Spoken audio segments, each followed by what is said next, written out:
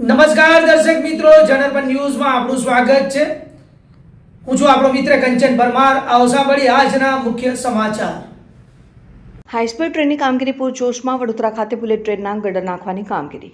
આકોડા દાંડિયા બજાર railway overbridge પર ગટર નાખવાની કામગીરી શરૂ। 27 માર્ચથી 8 એપ્રિલ 10 દિવસ સુધી બ્રિજ બંધ કરાયો। સુરક્ષાના કારણોસર બ્રિજ બંધ કરાયો છે। હજારો વાહનોની અવરજવર પર રોક લાગી। વાહન ચાલકોને પૂર્વથી પશ્ચિમ તરફ જવા માટે 2 થી 4 કિલોમીટરનો ફેરો કરવો પડશે।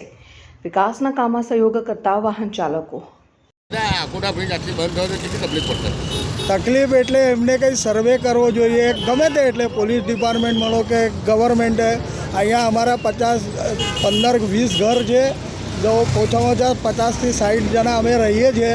અમને બીજો રસ્તો નથી, ચારે બાજુ કોર્ટ છે। બહુ વખત અમે અત્યારે સવારે બધી લેડીઓ અમે અહીંયા આવીને રજૂઆત પણ કરી ગયા કે અમને કંઈક વિકલ્પ આપો।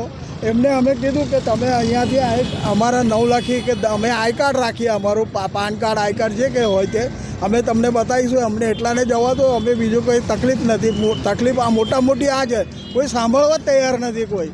અમે રજૂઆત કરવા, મને તો ચાલતાય નથી આવડતું, મારા બંને પગ જતા રહેલા છે। હું આ સ્કૂટર ઉપર બેસીને જ વાત કરી શકીશ, અને અત્યારે મને જવા દેશે તો નહીં તો હું ક્યાં જઈશ, કેવી રીતે જઈશ એ જ મારો વિચાર કરું છું। બીજો રસ્તો જ નથી, વિકલ્પ જ નથી અમારા પાસે। અમારા અહીંયા જે ઘરો છે ને 15 ઘરો છે, એ 15 ઘર માટેના કોઈ રસ્તો જ નથી બીજો। ચારે બાજુ કોર્ટ છે અને 15 થી 15 ફૂટ 20 ફૂટ જેટલો ઊંચો કોર્ટ લગાવેલો છે, જેથી ત્યાંથી બહાર નીકળાય જ નહીં। અને અમારી 4 વ્હીલર હોય, એ ગાડીઓ છે 2-4 જણની, એ લોકો પણ આવી નથી શકતા।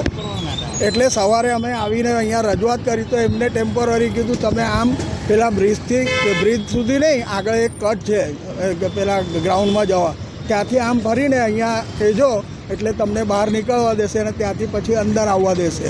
પણ હવે આ લોકો ડ્યુટી બદલાતી રહેશે એ લોકોને, એટલે અમે કેવી રીતે એમને એ કરવાના, કેવી રીતે પ્રૂફ શું અમારા લેડીઝ તો નીકળતા નથી। આજે જો હું દૂધની પોટલીઓ લઈ આવ્યો છું, 6 પોટલી અંદર છે।